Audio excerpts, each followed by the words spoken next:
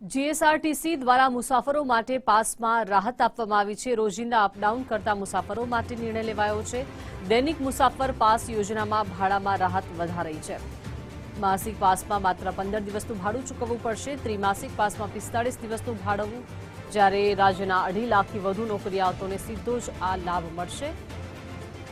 હર્ષભાઈ સંઘવીના માર્ગદર્શનમાં આ મહત્વપૂર્ણ નિર્ણય લેવામાં આવ્યો છે। અગાઉ માસિક પાસ માટે 18 દિવસનું ભાડું ચૂકવવું પડતું હતું। હવે માસિક પાસ માટે માત્ર 15 દિવસનું ભાડું ચૂકવવાનું રહેશે। ત્રિમાસિક પાસમાં હવે માત્ર 45 દિવસનું ભાડું ચૂકવવાનું રહેશે। 90 દિવસ સુધી મુસાફરી કરવાનો લાભ મળશે।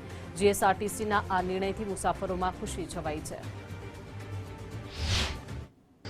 ગુજરાત રાજ્ય માર્ગ વાહન વ્યવહાર દ્વારા 8000 બસોના સંચાલન થકી અંતરે ગામોથી લઈ શહેરી અને દૈનિક અપડાઉન કરતા જીઆઈડીસી જેવા વિસ્તારોમાં અપડાઉન કરતા તમામ મુસાફરોને લાભ આપવાના હેતુસર એક નિર્ણય લેવામાં આવેલો છે।